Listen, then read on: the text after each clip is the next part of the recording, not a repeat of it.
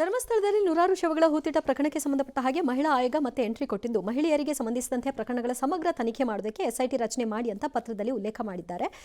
ವ್ಯಕ್ತಿ ಹೇಳಿಕೆಯನ್ನು ಆಧರಿಸಿ ಮಾತ್ರ ಇಲ್ಲಿವರೆಗೂ ತನಿಖೆ ಆಗ್ತಿರೋ ಹಾಗೆ madam, either you are a leftist member or you are part of a leftist tool.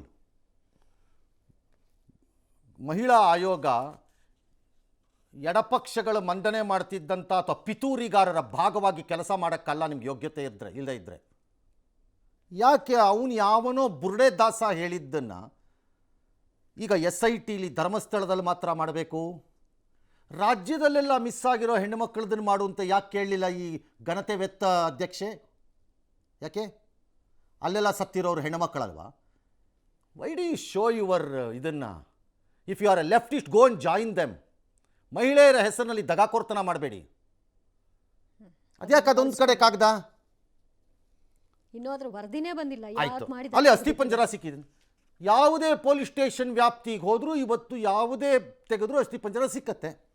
ಅದನ್ನು ಲೋಕಲ್ ಪೊಲೀಸ್ ಸ್ಟೇಷನ್ಸ್ ಮಾಡಬೇಕು ಅಥವಾ ಡಿಸ್ಟ್ರಿಕ್ಟ್ ಪೊಲೀಸ್ ಮಾಡಬೇಕು. SIT ಯಾಕೆ ಅಲ್ಲಿಗೆ ಮಾತ್ರ? ಯಾಕೆ ರಾಜ್ಯದಲ್ಲಿ ನೀವು ಧರ್ಮಸ್ಥಳದ ಲೆಫ್ಟಿಸ್ಟ್ಗಳ ಮಹಿಳಾ ಆಯೋಗದ ಅಧ್ಯಕ್ಷನ ಏನು ನೀವು? You seems to be part of the ಪಿತೂರಿಗಾರರ ಥರ ಕಾಣಿಸ್ಬಾರ್ದು, ವಿಶೇಷ ಆಸಕ್ತಿಗಳು ಕಾಣಿಸ್ಬಾರ್ದು. ಯು ಸ್ಟಾರ್ಟೆಡ್ SIT ಇದು ಲೆಟರ್ನ.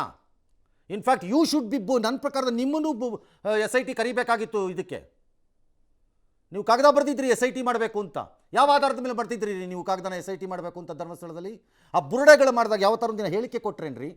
ನನಗೆ ಗೊತ್ತಾಗಲಿಲ್ಲ ನಾನು ಕಾಗದ ಬರದೆ ಅಂತ.